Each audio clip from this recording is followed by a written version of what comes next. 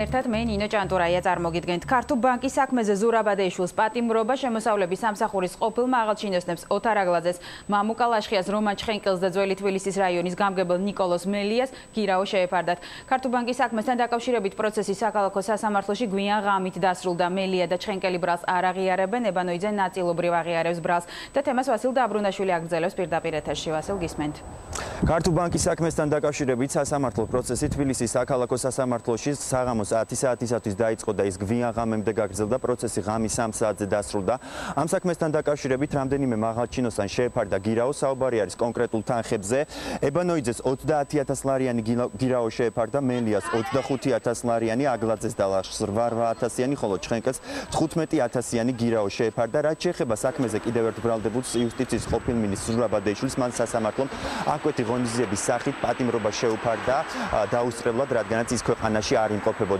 ბუნებრივია, სასამართლო პროცესის დასრულების შემდეგ უკვე გაკეთდა კომენტარები ადვოკატების მხრიდან. ადვოკატები სასამართლოს გუშინდელ გადაწყვეტილებას არ ეთანხმებიან და ამბობენ, რომ საქმეს სააპელაციო სასამართლოში გაასაჩივრებენ. დაპატიმრება შეეფარდა, როგორ შეიძლება თავის საქმის ყოფს დაპატიმრება შეფარდებული ადვოკატი იყოს მაყოფილი. ალბათ სავარაუდოდ გავასაჩივრეთ დაღრიცხულ შუამდგომლობას, განჩინებას უფრო სწორად. ნახოთ რა შედეგს გამოვიდა შემდეგ გასაჩივრებული ჩვენი შუამდგომლობა. რამდენ თვიანი წინასწარი შეეფარდა?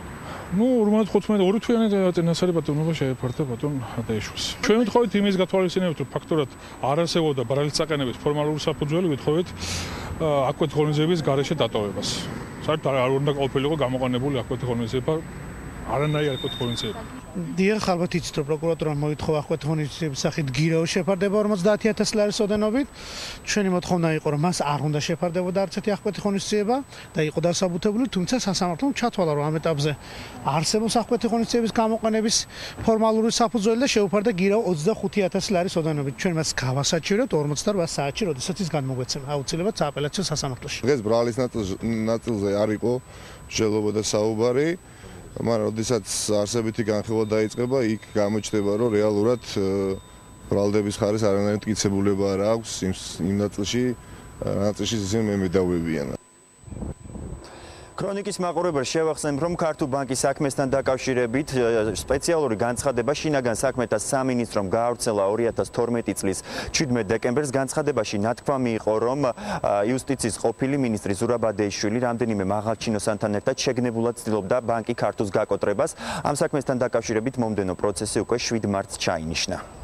მადლობა. ქართულ ბანკის საქმეზე ვასილ დამბრუნდაშვილი საუბრობდა და მაღალჩინოსნების სასამართლო პროცესს ნაციონალური მოძრაობის წევრებიც ესწრებოდნენ. ისინი მოულოდნელად დანიშნულ პროცესს აპროტესტებდნენ და ებანოიძის და სხვა მაღალჩინოსნების დაკითხვას ბიძინა ებანიშვილის პოლიტიკურ ინტერესებს უკავშირებდნენ.